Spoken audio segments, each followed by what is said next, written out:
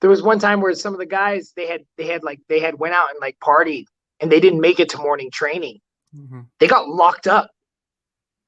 They got locked up in Damn. like a little cell, and it's like just it's a wooden cell, metal bars, hole in the corner.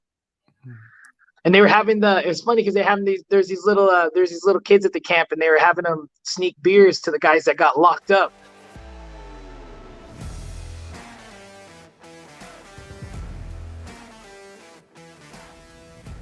And Gilmore, he was in a late replacement on the Ultimate Fighter. Didn't do so well on the show. He was training around Vegas for a bit. Did you have any run-ins with him, or maybe even train together? No, I didn't run into him or train with him at all. I know some people that did though. All right. He made his UFC debut against Andre Petrosky, another tough veteran, and was finished in the third round. What did you learn about him in that fight? Fighting's always easier said than done. Mm-hmm. But what I saw, I kind of feel like he gave up in the third round. When you're on your back and you're on the bottom in a fight, like you got to have a sense of urgency. And I felt like he didn't have a sense of urgency when he was on bottom, and ultimately that led to him getting finished because he lacked that sense of urgency on his back. When you see that in a fighter, in footage or something like that, like maybe giving up in a way, I mean, I don't like to say that because I'm not a fighter, you know what I mean? Like you can say that because you are. Is that something that you look at as a huge hole in someone? Definitely, right? Because sometimes, like when you got two guys, right? They're both in shape, they're both skilled. It really comes down to like who wants it more, who has that willpower to keep pushing, So I feel like it does play a factor, especially in very close matchups. So what do you believe separates you from him the most? Man, definitely. It's tough. You can't really compare. Sometimes you can't really compare your journey to others. Mm-hmm. But man, I've walked a long, hard road in this sport. I've been doing it a really long time. I fought a lot of really tough guys. Like majority of the guys I fought, have like over 10 fights.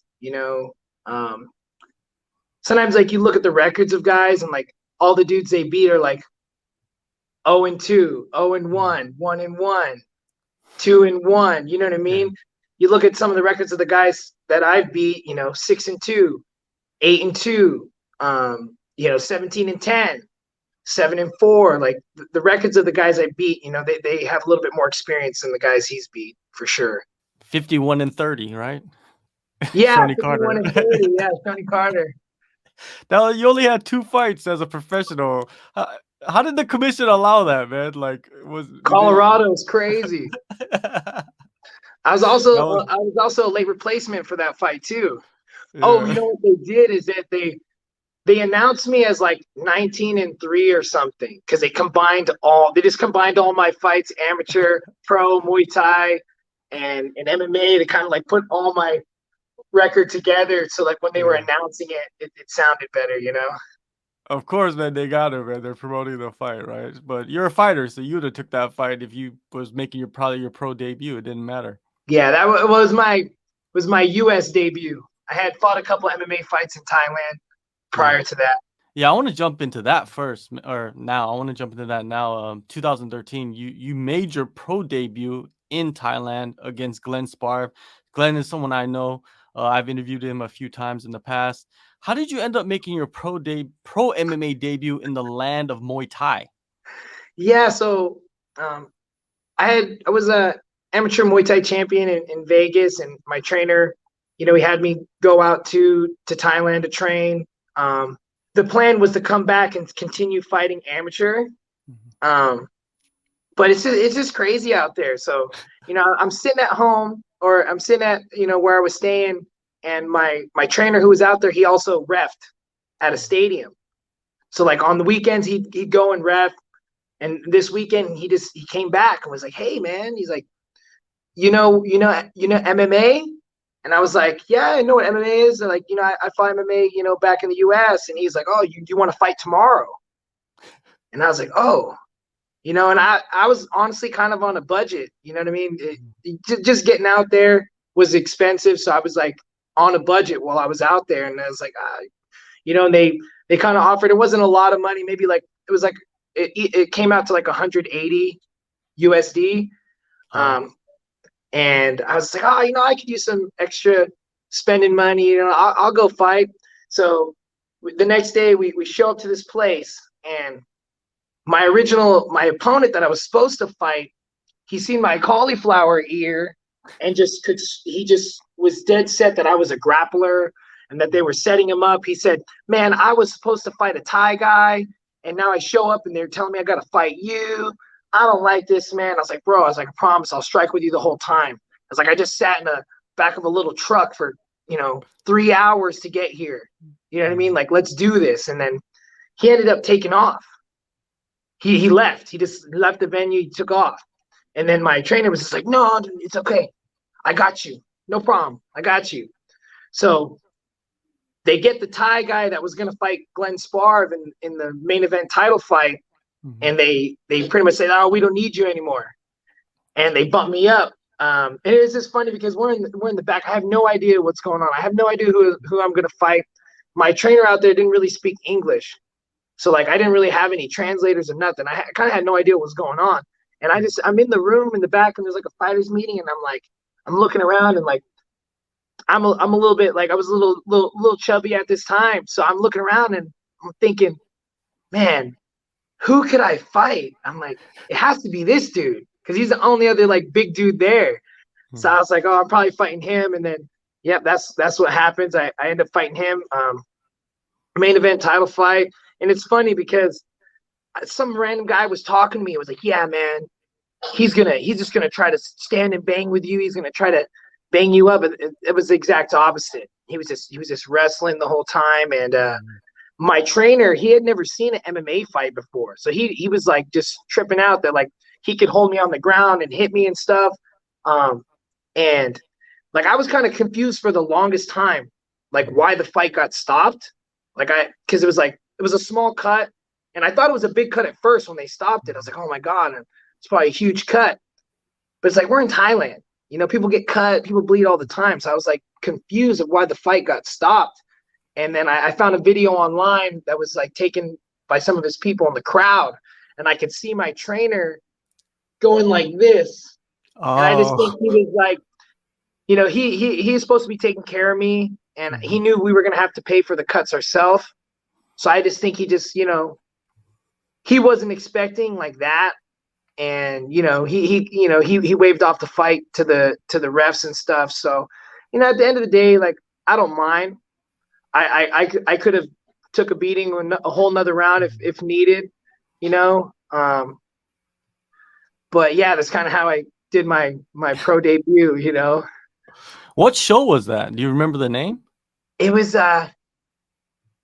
one show that ended up they I can't pronounce the name, but it was they had one show, and then I think they tried to do another one, and then it kind of fell off. Okay. I'll probably I don't want to butcher the name trying to say it, and I'll sound crazy trying to pronounce it, but I'll have to message Glenn and see. Yeah, no, well, on Tapology, or if not Tapology, I think on SureDog, it has the name of the promotion. All right. And that is a crazy set of circumstances, man, for your pro debut, because Glenn, he fights at light heavyweight now. And oh wow, you fight at welterweight. That fight was at what weight?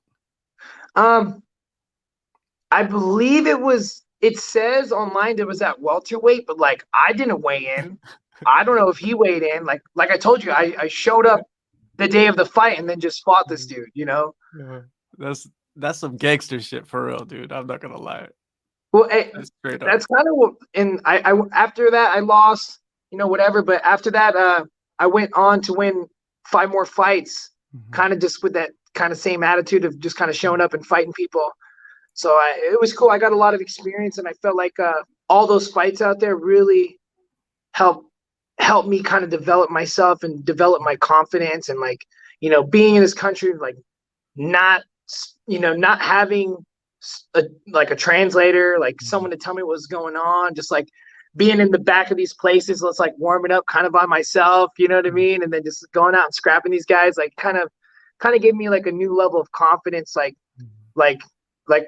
I really developed that like anyone, anywhere, anytime attitude, you know, and it's just like kind of plays to my calm, you know, because there was another fight I did, pretty crazy. So I had fought on a Wednesday, and like the next day, like I had eaten some meat on the street and it messed me up. And so like for like 2 days, I was just food poisoned. I was supposed to fight on that following Saturday, and I was trying to explain to my trainer, I was like, man, I'm messed up. I'm messed up. Like, I don't know if I'll be able to fight. Well, that Saturday morning, he comes up to me. He's like, you know, you ready? You ready to go? Like, take this 5-hour drive to the middle of nowhere to go do this fight. And I'm like, man, like I'm gonna crap myself in the fight. And then he just told me, you go. You tell promoter you're not fighting. And he was pissed. And I was like, I was like, man, dude, why are you so mad? Like, all I've been doing is fighting people for you. You know what I mean? Like, what's going on? And he was pissed. And like we couldn't really communicate that well. But I just knew he was mad. I was like, ah. And so like I sit in the truck 5 hours. We drive out to this field. There's like some King's Festival going on. And like I tell the promoter, like, yeah, I'm sick, like I can't fight. You know, they're giving me attitude. Well, we're watching, like, we're just out there in this field watching fight after fight after fight. I'm drinking water, you know, trying to take care of myself. And I look at my trainer like a few hours into these fights, and I just said, hey, man, it's like, I'm feeling better. It's like, can I still fight? His face lights up. His face lights up, and he tells me 1 second, and he takes off. He comes back. He has gloves, and he's like, you fight now. And I was like, what? And I look up, and there's this 6'4" Swedish dude, oiled up, shadow boxing, and I'm like, oh shit, I'm fighting him, you know, because like just right away I know, because I was a little chubby out there, so like I was a little heavier, and it's like they're not gonna match me up with like some small guys. So I'm like looking up the 6'4" dude, I'm like, oh man, I'm fighting him for sure. Not even 20 minutes later, he's in the ring already, and I'm like walking through the crowd to like jump in the ring, and then we just have this 3-round war. And like, I'm getting kneed in the face, elbow. We're just going back and forth. Man, I'm hitting this guy with everything. And he's just walking. He just keeps walking forward like the Terminator. Round 3, I'm in the corner, and I'm like, man, this guy's eating everything. And I was like, man, I'm done with this. I'm ending this. I'm ending this now. So like right in the beginning of the round, like I miss a big low kick. And then he's like walking into me like the Terminator. And I just jumping, turning back kick, just boom, just he like eats it, he like takes 2 steps, and then he just crumbles, and I'm just like, yes, finally, you know what I mean? Because I was hitting him with everything, and he was just eating them all. But yeah, it was just crazy, you know, to like just kind of like I don't know what I was thinking, but I just kind of told him like, oh, can I still fight? And like not really expecting like that was gonna be the answer, you know. And then like it was just weird because the dude was like, he left, he came back with gloves. And like I look up, and that dude is like, he's oiled up and warmed up and ready to go. So I don't know if they were gonna fight someone else, but then once I said something, they just put me back in the matchup, or they were just gonna make me fight him anyways, and I didn't know, you know. But he was already ready to go, you know what I mean? I just barely said like, hey, can I still fight? And he was oiled up, ready to go. It was crazy. And your second fight, that was also in Thailand? Your second MMA fight? Yeah, I did 3 out there. Oh, really? Yeah, Okay. so and then one's on my record, and one isn't. You know, my manager kind of, you know, he went back and he was able to, you know, find all the things to get it added to my record. He found a fight card. And it's funny because on the fight card, everything's in Thai besides me and my opponent's name. And I'm like, dude, how did you find this fight card? You know what I mean? Like, it's just crazy. He was able to find that fight card, and then, you know, that plus the video evidence I have, they were able to add it to my record. So that other fight I did out there, because we weren't able to locate a fight card, even though I have a video of the fight and the stoppage, they weren't allowed to add it to my record. But yeah, I did 3 MMA fights out there, a boxing fight, and 2 Muay Thai fights, and the only one I lost was to Spar, and that was my trainer. You know, he waved it off, just trying to protect me. So I understand. What gym was that you were training that out of? I was training with the Thai Army. Oh, really? Yeah, In where? so In Phuket or? in a city called Chonburi. Mhm. It's in between Bangkok and Pattaya. Okay, okay. Yeah, it's not. Yeah, so Yeah, that's a little good spot right there in there was between. a lot of guessing when I was out there because no one around me spoke English. So I was just 4 months of like talking with my hands to people and stuff. Yeah. But pretty much what I got from it is that people fight Muay Thai from a very young age, right? Mhm. Well, Thailand have mandatory service. So what I noticed is that like, okay, when it's time to do their mandatory service, if they're like a ranked Muay Thai fighter, they don't have to do a regular military job. Ah, They just get pretty much drafted to one of the Thai army camps that are just around Thailand, and they just have to train Muay Thai 2 times a day, 6 days a week, and like that's how they get their military salary. Um, and then they have like a big old tournament between all the army teams. So it mhm. was pretty cool to experience that and get to watch the finals. Um, really, really cool stuff. So you were on a military base with these Thai military Yeah, guys? yeah. So they were all like, they were all TIE fighters, but like they were technically doing their Military. mandatory service. Yeah. Damn, man, you have a wild journey in Thailand. Most people go out there, they go to a gym, you know what I mean? There's so many out there that they just go and train with the trainer and then they take some fights. But training with the military, that's unique. I've never heard that from like a foreigner Yeah, going yeah, there. yeah. It was real cool that they kind of do that. You know what I mean? Mhm. It was real interesting stuff. But you know, what's funny is that there was one time where some of the guys they had went out and like partied and they didn't make it to morning training. Mhm. They got locked up. They got locked up in Damn. like a little cell, and it's like just it's a wooden cell, metal Mhm. bars, hole in the corner. Mhm. And they were having the. It's funny because they having these. There's these little kids at the camp, and they were having them sneak beers to the guys that got locked up. They're like sneaking beers to them. But yeah, it was crazy. If they miss training, they get locked up because it's like that's their military job is to train because they got Mhm. drafted to one of these camps. And I just think it's crazy because the guys that run each camp are just high ranking military officers Mhm. that just, collect their salary by running a little camp. So it's pretty cool stuff. Definitely, man. That's wild, man. You could do a series on all your stories probably of Yeah. just being there for a few months. That's crazy. But I wish now, I you was know, more into filming content when I was out there. I, yeah, yeah, I, you would I have had have a a lot of crazy pictures and channel. stuff, but like, if I would have known like the world was going in the direction of like Mhm. content, Mhm. I would have made the most of it. But I plan on going back. Plan on going Mhm. back. One Yeah, day before I open up my own gym, I'd love to go back to Thailand and spend a bunch of time out there and kind of solidify my knowledge before like coming back to the States and like opening up like an authentic Muay Thai school. yeah. When you look at a lot of fighters, man, that are in the UFC, they have went through Thailand. A lot of them, you know what I mean? You seen right now at the top of the top, you know what I mean? Valentina, Volkanovski, there's Yeah, so many out, Peter Yan is, cut his teeth out in Thailand too, you know what I mean? And people wouldn't expect that. Yourself, you're gonna be entering the UFC right now, upcoming here. Um, how do you see yourself performing against Micheal Gilmore, man? We got sidetracked a little bit, but let's get back to the fight. man, I think you really gotta believe in yourself, Mhm. like from everything, top to bottom, like from your thoughts to the words you say. And it's funny, before my last fight, I was kind of, I don't have the best dental hygiene. Mhm. Okay, so one of these things that are crossing my mind, because before a fight, a bunch of things cross your mind, and like so many years ago, I learned how to deal with all the doubt and all the negative things that might cross your mind before a fight.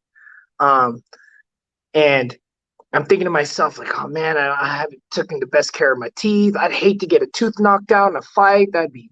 That'd be awful. And then I said to myself, nah, I'm gonna knock his tooth out. And sure enough, I knocked his freaking tooth out. And after the fight, I was like, man, I should have said some other things too. You know what I mean? So definitely. I don't want to give away the game plan, but I'm gonna finish him in the first round, and I truly All right. believe it. All right. Maybe some teeth flying out, possibly. Who knows? I'll Yeah, give I'm you gonna that keep it a treat. secret because All man, the right. power of the mind is really strong. So hey, Goku said it best: when there's a will, there's a way. For sure, man. For sure. Hey, Johnny, man, appreciate the time, man. I love the Thai stories, man. Hopefully, next time I hit you up, we'll talk more about that a little bit. Maybe you could give us a little gems. Good luck on the fight, man. February Yes, 26th, sir. UFC Thank Fight you. Night.